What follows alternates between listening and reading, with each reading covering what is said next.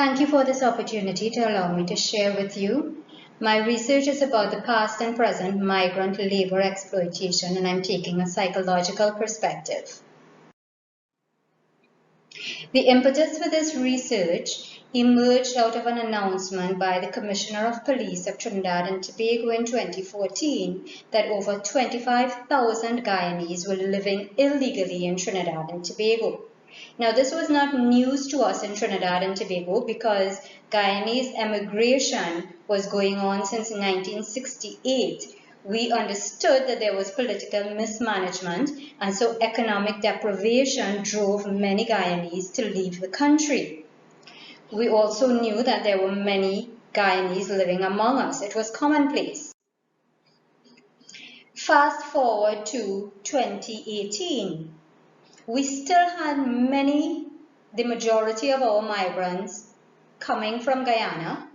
We had from many of the other Caribbean islands, in addition to India, Bangladesh. But what was emerging for us was a new growing migrant situation with the Venezuelans.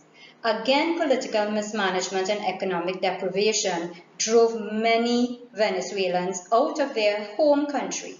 And how the government of Trinidad and Tobago chose to treat with it is by issuing registration cards to them, allowing them to work in Trinidad and Tobago for 1 year, subject to review. Those registration cards, according to the Minister of National Security, were supposed to ensure that migrants could not be exploited by local employers. So that very admission suggested to us that there was a lot of exploitation taking place of the migrants. Notably, however, the Guyanese migrants who were in Trinidad and Tobago in the largest number at the time did not have that benefit of registration cards. And so I wanted to find out, well, who was perpetuating exploitation of migrants in the places of employment? Why were they being exploited? And what factors predisposed the exploiter to exploit migrants? In this research, exploitation is understood to be the act or process of making full use of migrants as human resources who are unfairly utilized to obtain an advantage. Our sense of exploitation is a moralized one. We see it as meaning there is unfairness. And we know that there has been a lot of research on exploitation. What is commonplace among the different research is the forms of exploitation which takes place. So irrespective of the nationality of the migrant, we find commonly low wages, long shifts, no toilet breaks, no tea breaks, unsafe conditions, migrants having to pay the employer for room and board, generally at above the going rates. We also find in the literature that migrant workers cannot join the labor force and join the labor unions for protection.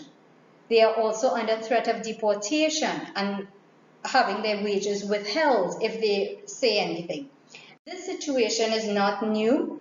We saw it during indentureship, when Indians were brought in to work in Guyana. The very first set of indentured immigrants came to Guyana in the Caribbean. Immigrant Bechu had the ability to write, and he would often write of the abuses to the Daily Chronicle. He was assigned to the plantation Enmore, and so he spoke about them there. He said the coolies on plantation Enmore are afraid of being abused by their drivers and sometimes struck by them. The drivers were the formerly enslaved persons who continued to work on the estates. Of course, he continued, these drivers have a certain number of their own men who are always on their side, and the coolies are afraid that the drivers will bring trumped-up charges against them if they were to complain. So a very negative situation happening there for the indentured immigrants. Further, the Eurasian interpreter overseer, Henry Jacob, was known to extort money from the Indian immigrants by threatening them with cat-o'-nine tails. Gurub Das, who was a Scottish overseer, who became annoyed with the abuses being meted out to the Indian immigrants, spoke out and eventually came to be known as the champion of the immigrants. He identified that most jobbers, these were Indians who were not working on the estate but took casual jobs, did not earn more than 6 cents per day. And he commented why they prefer this half-starved life in many cases is the harsh and inhuman, unsympathetic way they are treated by many of their more fortunate brethren, the drivers. Hence the great percentage of deserters from the estates. And the amount of Indians who deserted was so significant that the colonial authorities were forced to offer inducements of land to encourage them to re-indenture. The unfortunate situation is that the land too was a form of exploitation because it was subject to poor drainage. It was not good for residential use nor for agricultural production. And so the Indians got a raw deal any which way. Many of the descendants of those indentured immigrants were the ones who would have migrated from Guyana, many of whom came to Trinidad because there were a lot of Indians in Trinidad as well who were also descendants of indentured migrants. And so I want to relate to you the case of Sahadeo and Satar, who were Guyanese who brought their wives over from Guyana. They came to work in the logging industry, having been very skilled and having done that in Guyana's very large logging industry. They came here to work. Let's call their employer Rafik. He owned a sawmill and a hardware. His son, Neil, was the supervisor on the job. And I'm being informed of this situation of exploitation by an informant who was the equipment operator working along with the Guyanese. This equipment operator is a Trinidadian. So he narrated a whole very bad situation, but what was key was this. Rafik's son Neil had a habit. When he come, he want to walk through the house because it's his father who owned it. And when he speak to them, sometimes he held them, he cussed them and all of that. And I never used to like it. But Neil is the boss, right? So the informant here is saying, room and board was offered to Sahadeo and Satar and their wives by Rafik, the sawmill owner. But Neil, the son, would often invade the people's privacy. He would walk through and he would abuse them on the field as well as in the house. The informant further went on to differentiate that Neil did not speak to him, the Trinidadian, in the same way. So Neil spoke to the migrants very differently from the manner in which he spoke to the Trinidadian. How did the employer, Rafik, deal with this? Rafik apparently, according to the informant, treated them well. He actually reprimanded Neil in a situation where Neil attempted to rape one of the men's wives. The informant went on to say that the treatment meted out to Sahadeo and Satar was so bad that he said the way Neil used to treat those people, it hurt me here, pointing to his heart, and he started to cry at that point. It was very emotional. We see another case of a Guyanese woman coming to Trinidad, where her family from Guyana had already come here and were well established. She came in and she said, co-workers who had to train me made my life very difficult in my first 2 months on the job. She was working in a retail store. She says, my job was everything to me. I was taught to be a supervisor after 5 months. That could have never happened in Guyana. I was surprised by how much my bosses trusted me. One of the things I liked here was that my bosses recognized me, and that is very important to a person. So once again, we see that those who had some level of authority were the ones who were exploiting the workers. Exploitation, we recognize as harmful. It made the victims worse off psychologically than had he or she been treated fairly. There are adverse mental and emotional effects on co-workers as well. Productivity of the migrant employee is adversely affected. And of course, this would redound to employer revenue, which could decline. So, Who perpetuates exploitation of migrants? Not top management. It is those to whom authority is delegated. Exploitation occurs along the chain of command. The migrant experiences direct exploitation from the immediate supervisor.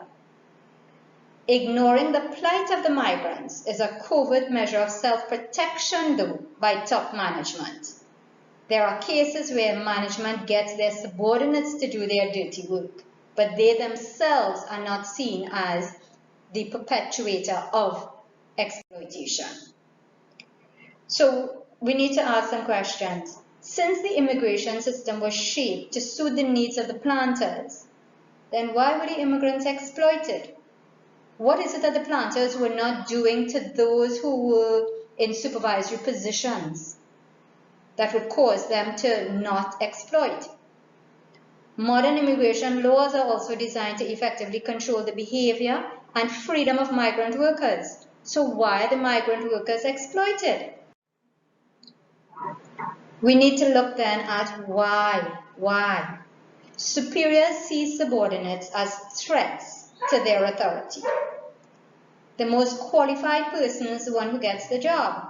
And if that person attempts to convince management that they are better suited for the position than the current superior officer, then that subordinate, who is very well, most likely going to be a migrant, then that subordinate is viewed as competitive. That is threatening. And what factors then predispose the exploiter to exploit migrants? We can find some answers in the social representation theory advanced by Moscovici. He postulated that social interaction shapes reactions of the brain. So, work is very often seen as an economic transaction, but it is actually a social setting. And so the brain responds to stimuli in the workplace as it would in other social environments. Social stimulus can trigger either of two responses, a threat or a reward response. The brain recognizes stimulus in the form of the immigrant worker as either good or bad and engages in either an avoid or approach response. This type of response is a survival mechanism, and it's designed to help authority figures remain in positions of authority. So in this social setting that is the workplace, you have exploitive situations in which the superior deliberately treats the subordinate unfairly because it's an emotional response, an ego defense mechanism. I want to conclude by saying that psychological reasons outweigh economic considerations in exploitation behavior. Emotional intelligence could quite possibly be an answer. Emotional intelligence is needed by both migrants and persons holding power over their employment in order to avoid exploitation and maintain a positive working environment. So what are some of the implications of this? If we come back to Guyana, Guyana is expecting an oil windfall and remigration of many of its citizens who would have migrated. Policies need to be instituted to make the situation of the migrant worker a more humane one, because when there is remigration, these people are going to be considered migrants, not necessarily Guyanese who left. So employers and the Guyanese government, as well as other governments who notice migrants being exploited, should create a national immigrant integration policy, where employers can reframe the perception of their personnel about migrant workers. They need to illustrate the benefits which migrants can bring to the company and to society. But how do they do that? They need to increase self-awareness of both supervising officers as well as migrants through emotional intelligence training, which will help individuals to better understand their own thoughts, feelings, and actions.